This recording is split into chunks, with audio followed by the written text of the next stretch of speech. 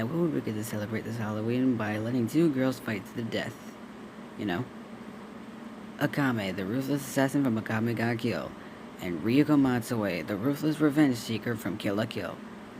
I'm Jedi Masonic, And I'm Jeff. I thought you would miss out on this. Oh, come on, I never miss out on a cat fight. I bet you would. And it's our job to analyze their stats, weapons, and abilities to find out who will determine their legendary mission. For her childhood, it was rough.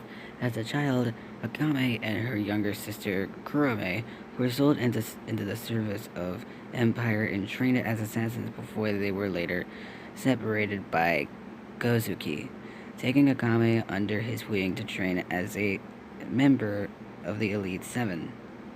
After a few years of committing murders and watching her comrades die, Akame became dissatisfied and also resentful towards the government. It was only when Akame met the former general Negenda during an attempt assassination that she finally dedicated to the rebels and became a member of the legendary Night Raid. Wait, aren't they the club of those serial killers? They're assassins, not killers. Sorry. With the help of Night Raid on her side, she has become, well experienced when it comes to skill, speed, and agility. However, when it comes to strength, she's obviously weak since due to her training at the military academy. But she had to gain her strength from this unstoppable, unbreakable sword named Mirasame. Mirasame is an unstoppable sword that can cut through anything from soft, fluffy, comfortable cushion beds or mattresses to specific adamantium, which is the strongest metal in the world. Wow, that's insane. No wonder it's strong enough to cut through anything. Wait, can it even cut through me? Probably not, but that's much later. But still, with the power of Mirasame, it can actually help her regain her, what was it called? Imperial arms, yeah. It can help her regain, her strength to her Imperial arms. But we'll get to that later. Since Mirasame can cut through basically anything, it helped, it helped her get in the way. It helped her win a battle against every crew member in Night Raid, and has even defeated her sister with it. Well, her sister became satisfied with the, killing and stuff like that, so she had to put an end to it. And also, Mirasame can also keep up with Incurcio. Incurcio, who is powerful enough to take a laser beam that can level city block. That is insane, if you ask me. Now, as I said about Akame's Imperial arms, it can actually increase her strength, speed, durability, and also intelligence at the same time, making her 10 times stronger, 10 times faster, and also 10 times more durable. Akame at her maximum top speed can actually move around massively hypersonic, which is above which I hear is on the thousand, which I hear is on 1,000 to 8,000, but I'll research, I'll get to that part of the results. And also, this is so tough that it's been able to take hits from Esdeath, whose ice is powerful enough to cover the whole continent, which is insane. And she's even survived an explosion that can also level a city. But even though she is tough, she does have some weaknesses. Her main weakness is her personality. Sometimes she could be very caring, and sometimes her own feelings, for the person on giving them a second chance can get in the way in terms of battle. And plus, she is practically confident too. Being her sword a one-hit kill sword would be pretty predictable, as her enemies has been able to take hits from it before. But no matter what, she'll still remain the best assassin we all know. At a young age, Ryuko Matoi was just living peacefully with her father. But as she was going on a hunt to do some sort of crap, her father was doing an experiment on some sort of experimental shirt, with the help of a scissor blade, if you ask me. But once a little girl invaded And when the little girl invaded the scientist's property, he tried his best to fend himself off, but the Keyblade was split apart. But after that, but after the incident, the scientist was dead, and when Ryuko returned, she was not very happy. She was desperately not happy about it. She was so not happy about it that her father gave her like one piece of advice, which would mean to seek revenge on the one that killed me, and he gave her the scissor blade, and after that, he was dead. And Ryuko was tormented. She was broken. She's hurt, and now she wants revenge. And so she will not rest and she will not sleep until she has found the killer who killed her dad. Wow. That's really insane. It reminds me of my past.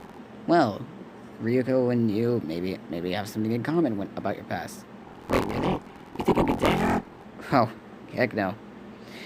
But speaking about Ryuko, let's talk about that scissor blade of hers. The scissor blade itself is just made look like a half piece of a scissor, but if we take a look at closely, it actually acts like a key. It actually acts like a blade, due to her experimenting on due to her being able to let it transform at the arcs of combat, from short range to long range sword keyblade.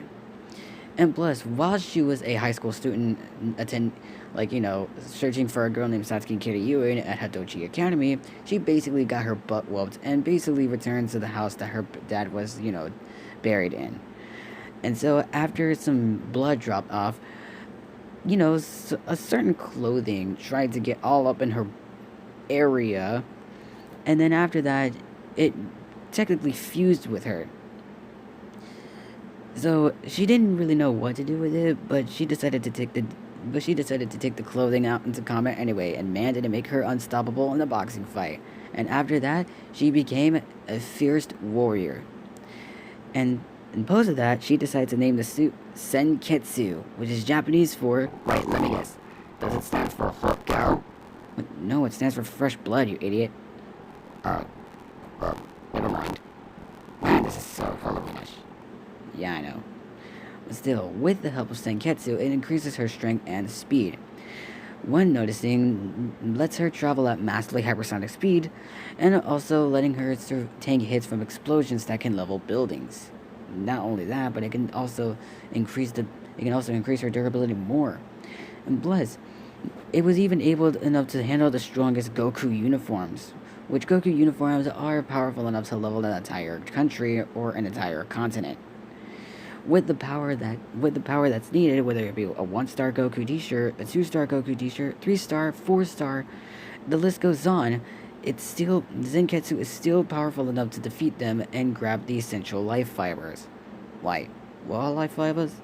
Well, life fibers are what helps Ryuko increase her power levels and power.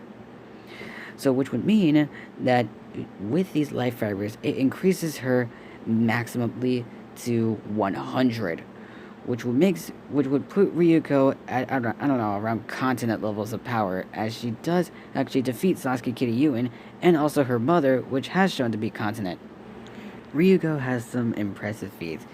Doing her strength feats, she can actually keep up with some powerful opponents that has dealt heavy damage, like damaging a building, damaging some cars, and also taking hits from explosions that could level city block. She's also incredibly fast too, being able to keep up with Sasuke Kiryu and her mother, which can travel at around massively faster than light speed. And she is also so durable that she once took a hit from a Goku uniform that once took a hit from an explosion that leveled an entire country. But her status really leads when it comes to power. With the help of light fibers, it can help her transform into something that is completely massive. Transformation number 2 increases her strength, speed, durability, and by 100. Which she's actually unstoppable and also indestructible like this, which she cannot be damaged by enemies that are weaker or even equal to her. Which is massively insane. But even though she is tough, she does have some weaknesses. mainly her personality, which is her arrogance.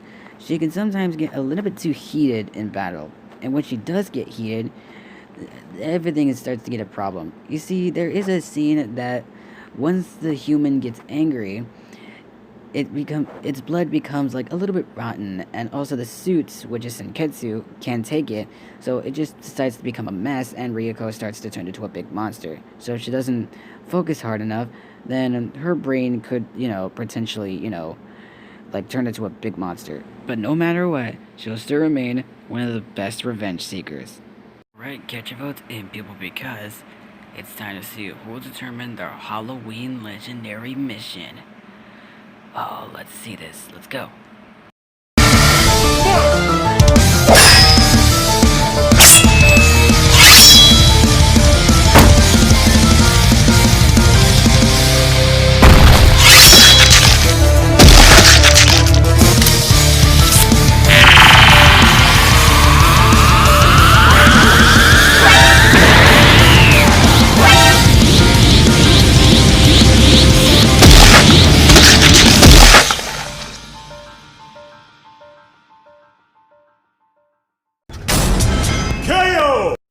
And the fans were right about Ryuko winning. So let's discuss why Ryuko wins. While Akame does actually take the edge of agility over Ryuko and over experience, she doesn't necessarily take speed, unfortunately, strength and durability as well. As much as I like to give the speed advantage for Akame, it's still poorly as she actually develops massively hypersonic speed, which is like up 1,000 to 8,000, which is fast, but it pales in comparison to massively faster than light speed that Ryuko has been able to occur. Also, her strength is what totally outclasses it. While Mirasame is able to cut their specific adamantium, so does the Keyblade.